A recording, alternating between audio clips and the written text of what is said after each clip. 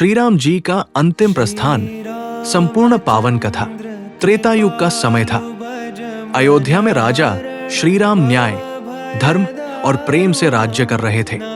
उनके राज में कोई कष्ट, कोई दुख, कोई अभाव नहीं था।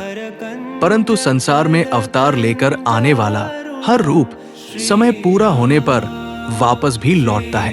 काल पुरुष का आगमन। एक दिन एक वृद्ध ब्राह्मण राज दरबार में आया।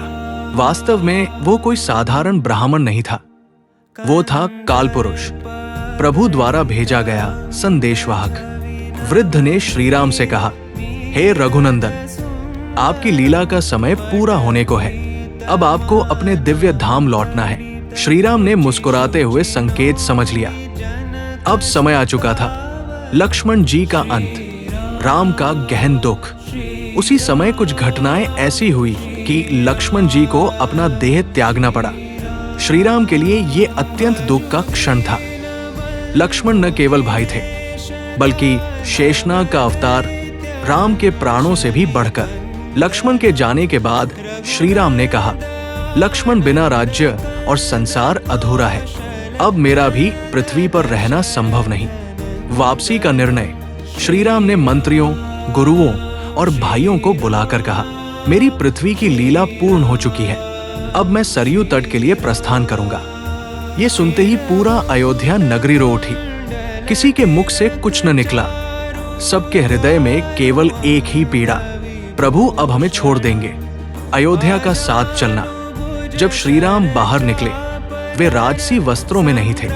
उन्होंने सरल वसन धारण किया था, जैसे वनवास के समय। उनकी चाल में तेज नहीं, अपितु दिव्यता का अद्भुत ग्लो था।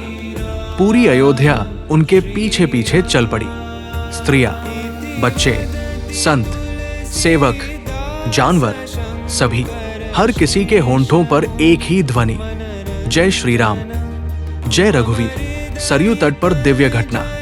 सरयू नदी के तट पर पहुंचकर श्री राम ने शांत भाव से अंतिम बार अयोध्या की ओर देखा। उनकी आंखों में स्नेह, करुणा और अपार प्रेम था। उन्होंने ध्यान लगाया। धीरे धीरे उनके शरीर में दिव्यता प्रकट होने लगी। उनका रूप साधारण मानव का न रहकर भगवान विष्णु का तेजस्वी रूप बन गया। आकाश मार्ग से देवताओं की पुष्पवृष्टि होने लगी। सारे देव प्रकट हो गए। ब्रह्मा, शिव, इंद्र और अनगिनत दिव्यगण। जल समाधि। प्रभु धीरे धीरे सरयू के निर्मल जल में उतरे। उनका तेज असहनीय हो गया था। किसी की आंख उनसे मिलने की क्षमता न रखती थी। जैसे ही श्री राम सरयू के मध्य पहुंचे, उनका संपूर्ण शरीर दिव्य प्रकाश में बदल गया और वे उसी तेज प्रकाश के साथ वैकुंठ लोक के द्वार में प्रवेश कर गए। ये दृश्य देखकर अयोध्या वासी अपने अपने भावों में रो पड़े। कई भक्त तो सरयू में कूदकर अपनी देह त्याग कर प्रभु के पीछे पीछे चले गए। वैकुंठ गमन, विष्णु रूप का उदय। सरयू में प्रकाश की अनंत लहर उठी। क्षण भर बाद वो प्रकाश भगवान विष्णु के स्वरूप में परिवर्तित हो गया। प्रभु गरुड़ पर आरूढ़ हुए और देवताओं के संग वैकुंठ लोक को प्रस्थान कर गए।